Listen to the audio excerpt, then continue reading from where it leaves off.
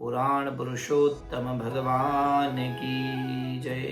पुरुषोत्तम भगवान की असीम कृपा से आज अधिक मास का तृतीय दिवस, अधिक शुक्ल तृतीया 19 मई 2026 और आज का जो व्रत है वो है नील व्रत। आज के दिन ब्राह्मण को अन्नदान और सीधा दान का विशेष महत्व बताया गया है। सज्जनों, कल की कथा में हमने द्वारकाधीश के साथ साथ बद्रीनाथ की कथा भी सुना। बद्री केदार की कुछ अंशों को देखा, उनके कई भक्तों की कथा है जो विशेष हम पूरे अधिक मास में सुनेंगे। एक जगह पर द्वारका में भगवान ने अपनी लीला के द्वारा उस भूमि को पवित्र किया। कल जो कथा हमने सुनी बद्रिकाश्रम की, जहाँ पर भगवान ने अपने तत्व और अपने तप के द्वारा उस भूमि को अत्यंत पवित्र करके अपने भक्तों के लिए वह स्थान को सुलभ किया। एक और जगह है जहां पर भगवान की करुणा और भगवान की कृपा के दर्शन होते और अद्भुत। ये एक बात मैं आपको स्पष्ट कर दूं कहने से पहले, प्रत्येक तीर्थ की महिमा अपनी अपनी जगह पर है। जब हम द्वारकाधीश के बारे में बोलते हैं तो लगता है कि द्वारकाधीश भगवान का तीर्थ सर्वोत्तम तीर्थ है, और वही बात है जब हम बद्रिकाश्रम के बारे में जब सोचते हैं, देखते हैं, पढ़ते हैं तो लगता है उसका भी महत्व कोई कम थोड़ी ना है, मतलब वो भी अपने आप में ऐसे ही। उसी तरह आज जो कथा है वो भगवान के करुणा और प्रभु की कृपा का एक स्थल है, जहाँ पर प्रभु करुणामय रूप में बैठे, जहाँ प्रभु केवल कृपा करते हैं और कृपा के लिए भगवान की कटाक्ष मात्र एक, बस उनकी कृपा कटाक्ष से करुणा बन जाती है। उनके केवल आंखों की दृष्टि मात्र से भक्त का जीवन धन्य होता है। सजन, ये वो तीर्थ है जहाँ पर भगवान की आंखें बंद नहीं होती। ये वो तीर्थ है जहाँ पर भगवान नित्य निरंतर जागरूक रहते हैं अपने भक्तों के लिए। करुणा अवतार है प्रभु और इनका नाम है जगन्नाथ भगवान। बताया गया है अपने जीवन में कभी मार्ग चाहिए, कोई अच्छा रास्ता चाहिए तो उनकी प्रार्थना करनी चाहिए। जगन्नाथ स्वामी नयन पथगामी भवतु। हे जगन्नाथ स्वामी, आप हमारे नयन पथगामी बनिए, हमें अच्छा रास्ता दिखाइए। बहुत सुंदर ये जगह है। 4 धामों में से एक धाम नीलाचल पर्वत जिसको कहते हैं, जहाँ नील माधव की स्थापना है। ऐसे नील माधव यहाँ पर आज भी प्रत्यक्ष रूप में विराजमान है। कहा जाता है कलयुग में जगन्नाथ भगवान साक्षात विराजमान है। आज भी वहाँ प्रभु उस दारू मूर्ति में, उस लकड़ी की मूर्ति में आज भी प्रत्यक्ष रूप से विराजमान है। एक दंत कथा के अनुसार जो जगन्नाथ भगवान की नाभि है उसमें जो पदार्थ रखा जाता है, उस पदार्थ को आज तक कभी किसी ने नहीं जाना। एक मान्यता ऐसी है जो स्वयं भगवान का साक्षात हृदय वहां पर विराजमान है।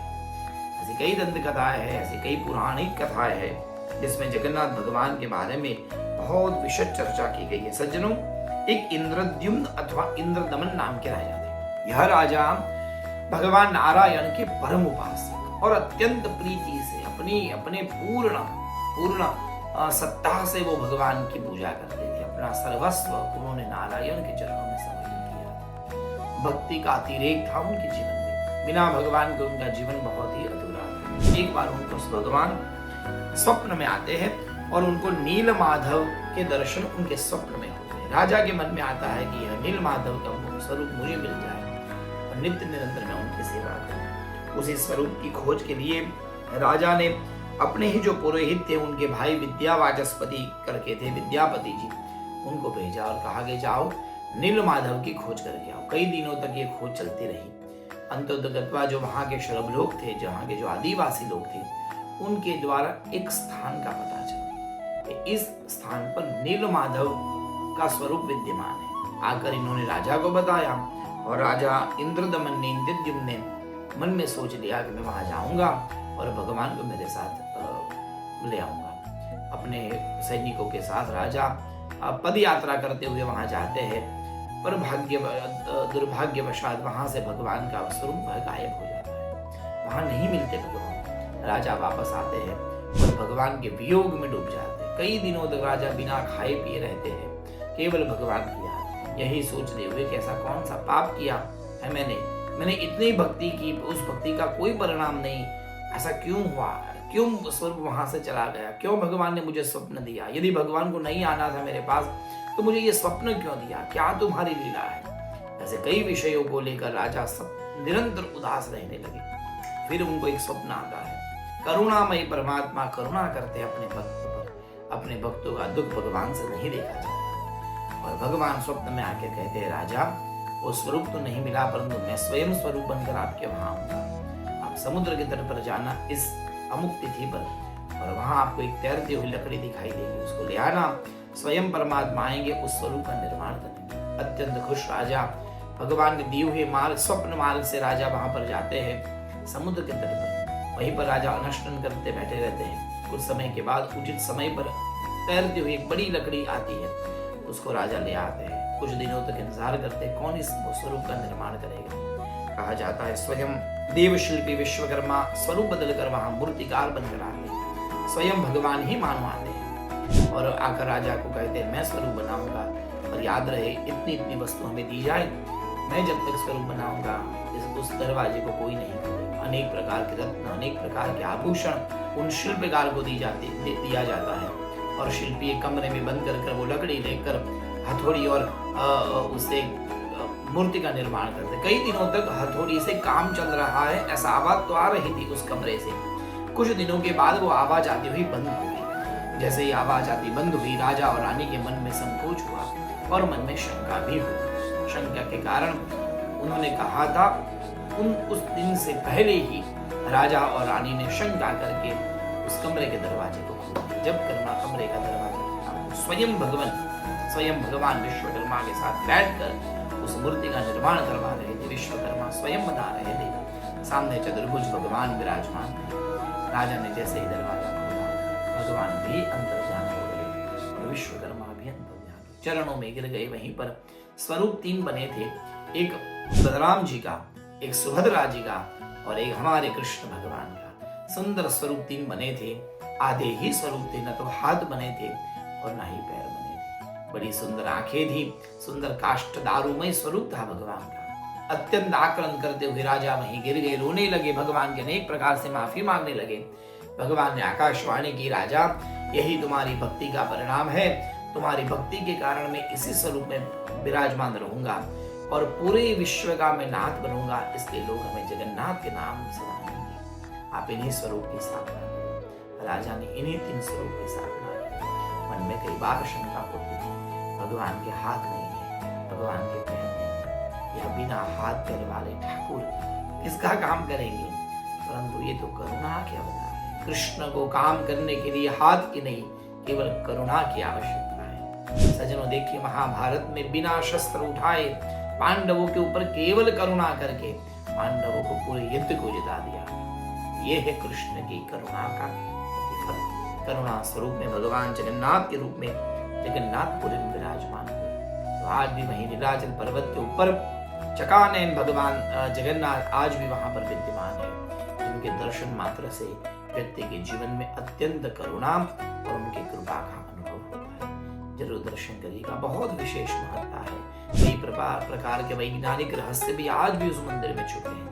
कहा जाता है इतने बड़े मंदिर जो राजा ने बनवाया, उस मंदिर की परछाई कहीं नहीं पड़ती। जिस दिशा में हवा जा रही है उससे विपरीत दिशा में कृष्ण की ध्वजा, द्वारकाधीश की ध्वजा लहराती है।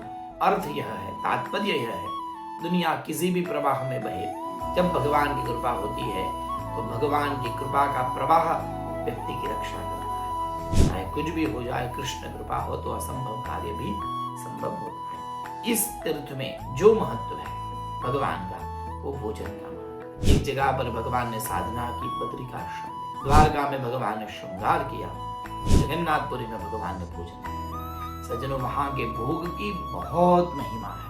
इतना सारा भोग बनता है, एक मटके के ऊपर दूसरा, दूसरे मटके के ऊपर तीसरा, ऐसे करते करते 7 मटके होते हैं। उसमें चावल रखे जाते हैं पानी के साथ। कहा जाता है नीचे आग लगाई जाती है। सबसे पहले नीचे के मटके का चावल पकना चाहिए, पर ऐसा नहीं होता।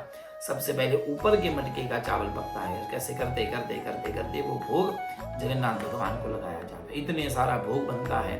यदि भोग को ले जाते समय गलती से भी किसी ने स्पर्श कर दिया, या तो वो भोग अपवित्र हो गया, तो पूरा भोग फेंक दिया जाता है। एक मटके में केवल एक बार वह चावल पकते हैं। मीठे चावल, तीखे चावल, ऐसे ऐसे कई प्रकार के भोग चावल के ही जगन्नाथ भगवान को लगते हैं। हमारे वल्लभाचार्य एक बार वहां पर दर्शन करने पधारे। वल्लभाचार्य दर्शन कर रहे थे और आकर एक सज्जन ने उनके हाथ में चावल का प्रसाद दे दिया। और आज एकादशी को चावल कैसे खाए? रात भर दिन भर जगन्नाथ भगवान की स्तुति गाते रहे, एक खंभे के ऊपर उंगली का ऐसे टिकाकर। आज भी वल्लभाचार्य की उस उंगली का छाप वहीं पर है। आज भी वहां पर उनकी वल्लभाचार्य की बैठक है। कहा जाता है कि और जगह पर एकादशी न करो तो चले, एकादशी करनी पड़ती है। जगन्नाथपुरी में एकादशी न करने का कोई दोष नहीं लगता। वहाँ एकादशी को भी भगवान का भोग लोग जरूर पाते हैं।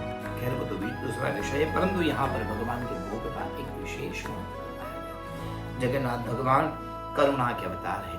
जगन्नाथ भगवान के दर्शन करने वाले परम कृपा को पाते हैं। और आज भी वह मंदिर अक्षुण्ण रूप से विद्यमान है। साक्षात भगवान वहां पर है, उसके कई प्रमाण है। जगन्नाथ भगवान की रथ यात्रा विश्व प्रसिद्ध है। जो आषाढ़ी बीज के दिन भगवान की रथ यात्रा निकलती है। अनेकों भक्त ने उस रथ यात्रा में भगवान को साक्षात रूप में देखा। ऐसे कई भक्तों की कथा हम पूरे अधिक मास में गाएंगे। ऐसे तो कई भक्त हैं जिनके कारण भगवान ने अपना रथ रोक दिया है, रथ आगे ही नहीं बढ़ा उस भक्त को दर्शन देने के लिए। ऐसी कई कथा है। जगन्नाथपुरी में रथ यात्रा के एक विशेष, रथ यात्रा के बाद जब भगवान वापस लौटते हैं तो या तो पहले या तो बाद में भगवान कुछ दिनों तक बीमार भी रहते हैं। आज भी कहा जाता है जगन्नाथ भगवान को बुखार आता है। सज्जनों, ये सब भाव की बातें हैं। श्रद्धा होती है वहां सब संभव होता है। भगवान तो कर्तुम अकर्तुम अन्यथा कर्तुम समर्थ है। आज भी प्रभु साक्षात विराजमान है, उसी के यह सब प्रमाण है। कलयुग में साक्षात प्रभु जगन्नाथ भगवान हम सब पर कल्याण करे, ऐसे परमात्मा के चरणों में प्रार्थना। इन तीर्थों की महिमा सुनने के बाद उन तीर्थों में जो भक्त हुए उनकी भक्तों की महिमा भी हम इन दिनों 30 दिनों में गाएंगे।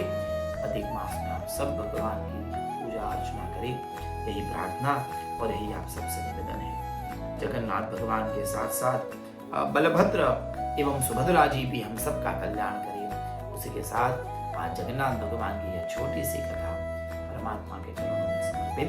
आइए आज के तृतीय दिन की अमिधारा की कथा गुजराती में सुनेंगे। फिर से एक बार आज अधिक तृतीया है, नील व्रत है। आज के दिन ब्राह्मण को अन्नदान, सीधा का दान जरूर करें और अपने जीवन को कृतार्थ करें। अमिधारा ત્રીજી વાર્તા બહુ જ સુંદર આપણ વાર્તા છે, નણંદ અને ભોજાઈની વાર્તા। એક ગામમાં એક નણંદ અને ભોજાઈ, એક ગામમાં એકબીજાની બહુ નજીક રહેતા। નણંદ સાવ બિચારા ખૂબ ગરીબ અને ભોજાઈ પૈસે ટકે સારી સંપન્ન। નણંદ ભાવ ભક્તિ ખૂબ કરે, ભોજાઈ ભક્તિ તો કરે પણ ભક્તિની સાથે સાથે દેખાડો પણ ખૂબ કરે। બંનેના સ્વભાવમાં આસમાન જમીનનો ફેર। નણંદ એ ભગવાનની ભક્તિ ખૂબ સાચા ભાવથી કરે અને ભોજાઈ पूजा पाठ करे, पर नणंद ने जेव करवा जाए पर क्यारेक देखाड़ो बधु करे। आवामां सज्जनो बन्युं अधिक महीना में नणंदे अधिक मास व्रत आरंभ कर्यो। भोजाई ने बात करी कि भोजाई जी आपणे भगवान व्रत करवुं छे, अधिक महीनो आव्यो, आपणे साथे नदीए जईशुं, भगवानना गीतो गाईशुं, रोज एक कथा सांभळीशुं, यथाशक्ति रोज व्रत प्रमाणे दान करीशुं। એટલે પછી नणंद અને भोजाई બંને જણા તૈયાર થયા। नणंद विचारी करी જેટલું થાય એટલું કરે। ઘરમાં પૈસા ના હોય તો મુઠ્ઠી ચોખા લઈ જાય, મુઠ્ઠી બાજરો લઈ જાય, મુઠ્ઠી વાડકીમાં લઈને જાય, ત્યાં નદીએ જાય, સ્નાન કરે, કાંઠા ગોરની વાર્તા સાંભળે, યથાશક્તિ બ્રાહ્મણને દક્ષિણા આપે અને પછી એક ટાણું ભોજન કરે। આખો દિવસ હરિભક્તિ અને હરિભજન કરે। આમ કરતા કરતા આખો મહિનો વીત્યો અને વચ્ચેની કથાઓમાં બ્રાહ્મણે કીધું કે પ્રભુએ જો કૃપા કરી હોય તો જીવનમાં અધિક મહિનો પતે એટલે બ્રાહ્મણોને ભોજન કરાવી અને આ વ્રતનું ઉદ્યાપન પણ કરવું જોઈએ। વ્રતના ઉદ્યાપનની વિશેષ વાતો સાંભળી એટલે મનમાં વિચાર આવ્યો, કાલ કોણે દીઠી, કાલ કોણે જોઈ છે। હવે આવતો અધિક મહિનો થાય ન થાય, પણ આ અધિક મહિનામાં આપણે જરૂર ભગવાન ઉદ્યાપન કરીએ, બ્રાહ્મણ ભોજન કરાવીએ અને વ્રતનું સમાપન કરીએ। કરતા કરતા છેલ્લો દિવસ આવ્યો। છેલ્લા 3 દિવસ હતા। આજ બધા લોકોએ ગામના બ્રાહ્મણોને નોતરું આપ્યું જમવા માટે, પણ આ નણંદ એટલા બધા ગરીબ કે ઘરમાં ખાવા માટે પૂરતું અન્ન નહીં, તો બિચારા બ્રાહ્મણને ક્યાંથી જમવા? પટારો ખોલ્યો, ચારે બાજુ જોયું પણ કંઈ મળ્યું નહીં। કપડામાં બાંધેલી એક નાનકડી સોનાની ચૂની મળી, એ પતિને આપી। કંઈ ન મળે તો કમસે કમ આને વેચી આવો, જેટલું આવે એટલું લાવો, આપણે ઉદ્યાપન કરીશું। આ બાજુ દેખાડો કરવા માટે ભોજાઈએ ગામના કેટલા બધા બ્રાહ્મણોને બોલાયા, આખા ગામને નોતરું આપ્યું। આ બાજુ નણંદના નાના દીકરાઓ, અને મનમાં વિચાર આવે કે મામાના ઘરે જમવા જવાનું છે, મામાના ઘરે જમવા જવાનું છે, મામાના ઘરેથી નોતરું આવશે. આખા ગામને નોતરું આપ્યું, પણ એને નણંદના દીકરાઓને નોતરું ન આપ્યું. રાહ જોતા રહ્યા બિચારા. આ બાજુ કેટલા બધા બ્રાહ્મણો આવ્યા ભોજાઈના ઘરે, અને ધામધૂમથી બ્રાહ્મણોને ભોજન કરાવડાવ્યું. આખો દિવસ રાહ જોઈ, પણ તોય કોઈ નોતરું ન આવ્યું. અંતે બિચારા બાળકો સૂઈ ગયા. માં જુઠ્ઠું બોલી કે હમણાં મામાના ઘરે જઈશું, આપણે લાડવા ખાઈશું, મોટું જમણવાર રાખ્યો છે. લાડવાના લોભમાં બાળકો ભૂખ્યા ને ભૂખ્યા સૂઈ ગયા. માને દયા આવી. દીકરાઓ સવારે વહેલા ઉઠશે, અને પછી એ વહેલા ઉઠીને લાડવા માગશે તો શું કરીશું, એવું વિચારતા વિચારતા મનમાં થયું કે લાવ એના ત્યાં જવું. બ્રાહ્મણોએ જમીને જ્યાં પતરાળા ફેંક્યા હશે ત્યાં થોડું ઘણું બચ્યું છે, હું એ લઈ આવું. બિચારી નણંદ રાત્રે અંધારામાં ગઈ. ભોજાઈના ઘરની પાછળ પડેલા પતરાળામાં પડેલા 8 ટુકડા લાડવા પડ્યા હતા. બિચારી લઈ આવી ત્યાંથી, અને ભેગા કરી 2-4 લાડવા તૈયાર કર્યા. પછી સવારે દીકરા ઉઠ્યા, માની પાસે લાડવા માંગ્યા. મામાના ઘરથી આ લાડવા આવ્યા છે એવું કરી અને લાડવા બાળકોને ખવડાવ્યા. રાત્રે જે પતરાળામાં અન્ન લઈને આવ્યા હતા, જે 8 પતરાળા હતા જેમાંથી લાડવા તૈયાર કર્યા હતા, એ પતરાળા નણંદે પોતાના ઘરની બહાર ફેંક્યા હતા, બાજુમાં ફેંક્યા હતા. સવાર પડી, બાળકોને લાડવા ખવડાયા. કપડાં લેવા માટે જ્યાં જાય ત્યાં તો એકદમ ચમકતી કંઈક વસ્તુ દેખાય. ત્યાં જઈને જોયું તો પેલા પતરાળામાં હીરા મોતી એકદમ ઝગમગ ઝગમગ ઝગમગ ચમકે. આ શું થયું કઈ ખબર નથી પડતી. જ્યાં એ મોતી લેવા ગયા ત્યાં આકાશવાણી થઈ, ત્યાં બહુ સારા ભાવથી ભક્તિ કરી છે. એટલે આ અધિક મહિનાના પુરુષોત્તમ મહિનાનો પ્રસાદ છે, એનો તમે સ્વીકાર કરો અને જીવન તમે તમારું ધન્ય બનાવો. દોડતી નણંદ બિચારી રાજી રેડ થઈ. આટલા બધા હીરા મોતી પ્રભુની કૃપાએ મળ્યા અને સુખ સાંપડ્યું. જઈને નણંદને વાત કરવા ગઈ. જોયું તો નણંદના ઘરમાં તો દેખાડો કરવા માટે જેને કર્યું હતું એના કારણે પરિણામ ઉલટું આવ્યું. બધી ખબર પડી કે આ બધું જે કંઈ થયું છે પરમાત્માની કૃપાથી થયું છે. નણંદ અને ભોજાઈ બંને જણાએ વાત કરી. ભોજાઈએ નણંદ પાસે ખૂબ માફી માંગી. કીધું આવતો અધિક મહિનો આવે ત્યારે પાછું સરખું કરજો અને ભગવાનનું ભક્તિ કરજો, બરોબર સારું કરશે. આમ કરતા કરતા 3 વર્ષ ગયા. એકના 3 વર્ષ ખૂબ સારા ગયા અને બીજીના 3 વર્ષ અનુકૂળ ન ગયા. જીવનમાં અત્યંત દુઃખ આવ્યું, રોગ બીમારી ઘરમાં આવી અને અંતતોગતમાં ફરી અધિક મહિનો આવ્યો. નણંદ ભોજાઈએ ફરીથી અધિક મહિનો વિધિ વિધાન પૂર્વક કર્યો. અંતે બ્રાહ્મણોને જમાડ્યા અને બંને જીવનમાં સુખી થયા. જેવા ભગવાન પુરુષોત્તમ નણંદ ભોજાઈને ભળ્યા તેવા સૌને ફળજો. બહુ નાનકડી એકદમ સરળ વાત છે, પણ આ વાત દ્વારા આપણે એટલું જરૂર સમજવું કે દેખાડો કરવા માટે અને કોકને નીચું દેખાડવા માટે જો આપણે વ્રત કરતા હોઈએ તો એ વ્રતનું ફળ આપણને બિલકુલ નહીં મળે. પણ જો વ્રત સાચા ભાવથી કરવામાં આવે, શ્રદ્ધાપૂર્વક કરવામાં આવે, આપણને ભગવાનને જેટલું આપ્યું એની એ શક્તિ પ્રમાણે કરવામાં આવે તો એ વ્રતનું ફળ આપણને અત્યંત ઉત્તમ મળે છે. આ વ્રત, આ પૂજા, અધિક મહિનો અત્યંત ઉત્તમ મહિનો છે. દેખાડો કરવાનો આ વ્રત નથી. સજ્જનો, એક વાત બીજી મારે આપને કહેવી છે. અત્યારના સમયમાં ચારે બાજુ મીડિયાના માધ્યમમાં ઘણી બધી રોજ વાર્તાઓ હું પણ સાંભળું છું, ઘણી બધી સ્ટોરીઝ મને પણ આવે છે. પગલે પગલે ડગલે પગલે લોકોને કેવલ ને કેવલ લોભ દેખાડવામાં આવે. અધિક મહિનામાં આમ કરો તો આમ થઈ જશે, ઝડપ પૈસાનો વરસાદ થશે. સંપત્તિ માટે, પૈસા માટે, વ્રત માટે અધિક મહિનો નથી. આ અધિક મહિનો નિષ્કામ ભક્તિનું પ્રતીક છે. ભગવાન પાસે કશું માંગવા માટે નહીં, કેવલ ભગવાનને પામવા માટેનો આ મહિનો છે.